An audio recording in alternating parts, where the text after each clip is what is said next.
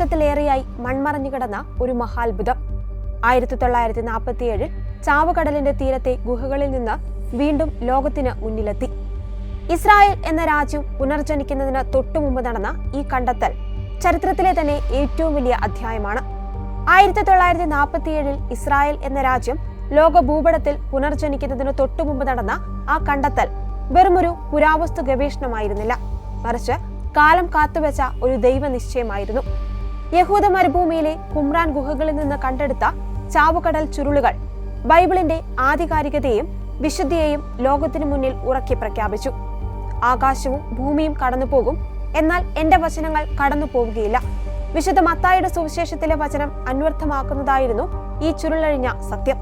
1947 തുടക്കത്തിൽ ബ്രിട്ടീഷ് ഭരണത്തിന് കീഴിലായിരുന്ന പാലസ്തീൻ പ്രവിശ്യയിൽ തന്റെ ആടുകളെ മേയിച്ചു നടന്ന മുഹമ്മദ് അൽ ദീബ് എന്ന ബെഡൂയിൻ ബാലൻ തന്റെ കൂട്ടം തെറ്റിയ ആടിനെ അന്വേഷിക്കുകയായിരുന്നു. ചാവുകടലിന്റെ വടക്കു പടിഞ്ഞാറൻ തീരത്തെ കുത്തനെയുള്ള പാറക്കെട്ടുകൾക്കിടയിൽ ഒരു ഗുഹ കണ്ട അവൻ അതിനുള്ളിൽ ആട് കാണുമെന്ന് കരുതി ഒരു കല്ലെടുത്തെറിഞ്ഞു.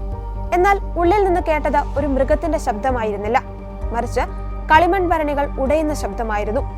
ഭീതിയോടെയും കൗതുകത്തോടെയും ഗുഹയ്ക്കുള്ളിൽ കയറിയ അവൻ കണ്ടത് വലിയ ഭരണികളിൽ സുരക്ഷിതമായി സൂക്ഷിച്ചിരുന്ന പഴകിയ ചുരുളുകളാണ്. അന്നവൻ അറിഞ്ഞില്ല തന്റെ കയ്യിലിരിക്കുന്നത് ലോക ചരിത്രത്തെയും ബൈബിൾ പഠനങ്ങളെയും മാറ്റിമറിക്കുവാൻ പോകുന്ന നിധിയാണെന്ന്.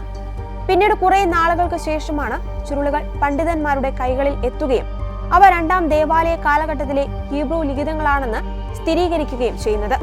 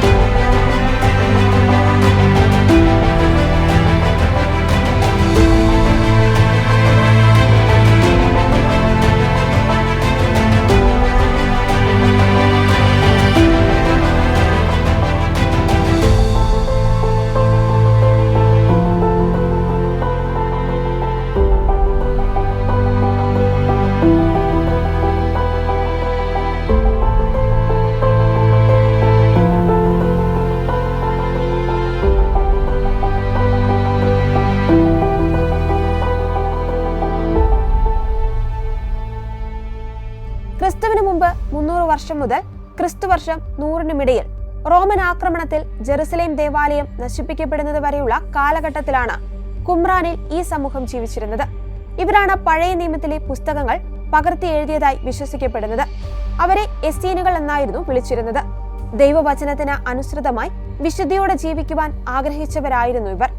അന്നവർ നഗരത്തിലെ ബഹളങ്ങളിൽ നിന്ന് മാറി യഹൂദ മരുഭൂമിയുടെ ഏകാന്തതയിൽ തങ്ങളുടെ സ്പിരിച്വൽ കമ്മ്യൂണിറ്റി കെട്ടിപ്പടുത്തു. നൂറ്റാണ്ടുകൾക്ക് ശേഷമാണ് കുമ്രാനിലെ ഖനനത്തിൽ നിന്ന് ചുരുളുകൾ പകർത്തി എഴുതുവാൻ ഉപയോഗിച്ചിരുന്ന മഷിപ്പാത്രങ്ങളും മേശകളും കണ്ടെടുത്തത്. ദൈവവചനം കൃത്യതയോടെ പകർത്തി വെക്കുക എന്നത് അവരുടെ ജീവിതചര്യയുടെ ഭാഗമായിരുന്നു. കുമ്രാനിൽ കണ്ടെത്തിയ അനേകം മിക്വകൾ അവരുടെ വിശുദ്ധിയോടുള്ള അഭിവാജ്ഞ വെളിപ്പെടുത്തുന്നു. ദിവസവും അവർ 2 നേരം സ്നാനം നടത്തിയിരുന്നു.